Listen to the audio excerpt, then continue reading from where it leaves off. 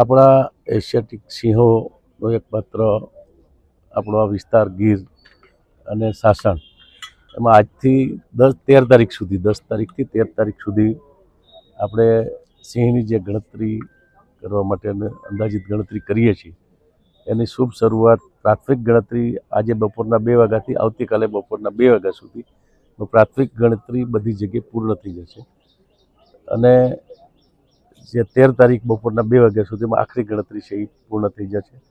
અલગ અલગ બીટ ઉપર બીટ વેરિફિકેશન જ્યાં રેવન્યુ વિસ્તારમાં પણ છે સિંહ, ત્યાં 3 થી 10 ગામનો એકમ કરી અને વન વિભાગના અધિકારી કર્મચારીઓ, સ્વયંસેવકો, NGO, અનુભવી લોકો અને આ વખતે એક નવીન પહેલ કરી અને સ્થાનિક જે આપણા આજુબાજુના ગામોના સરપંચો, લગભગ 600 જેટલા સરપંચોને આપણે આ વખતે આ અભિયાનમાં જોડ્યા છે. એટલે લોકભાગીદારી ઉપર વધારે ભાર મૂકી અને આ વખતે ખૂબ સરસ રીતે, જેમાં ટેકનોલોજીનો પણ ઉપયોગ કરવાનો છે.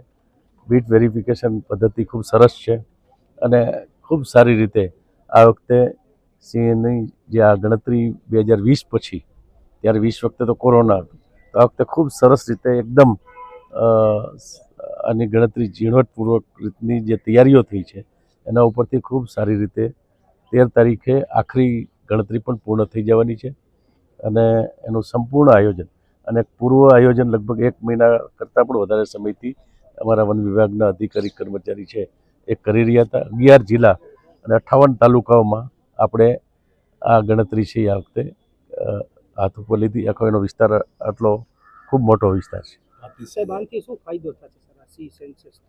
આપણે સિંહની વસ્તી ગણતરી દર 5 વર્ષે કરી છે વર્ષોથી, અને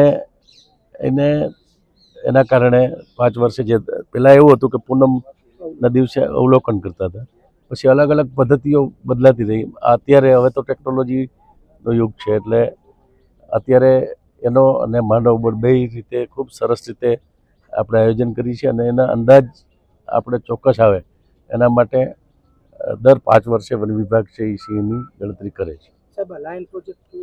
લાયન પ્રોજેક્ટ માટે આપણા આદરણીય પ્રધાનમંત્રી શ્રી અહીં સાસણ નેશનલ વાઇલ્ડ લાઇફ બોર્ડની મિટિંગમાં પણ એની જાહેરાત ત્યારે કરી. જૂનાગઢની નજીક આપણે રિસર્ચ સેન્ટર અને હોસ્પિટલનું કામ પણ આપણે જગ્યા મળી ગઈ છે. એવી રીતે તબક્કાવાર ખૂબ સરસ રીતે આખું પ્રોજેક્ટ લાયન 2047 સુધીનો આપણો પ્લાન છે. એ પ્લાન પ્રમાણે અત્યારે કામ ચાલી રહ્યું છે. હજી આગળના દિવસોમાં કામ એમાં અલગ ખાસ કરીને સિંહના કન્ઝર્વેશન માટે કામ થવાનું છે.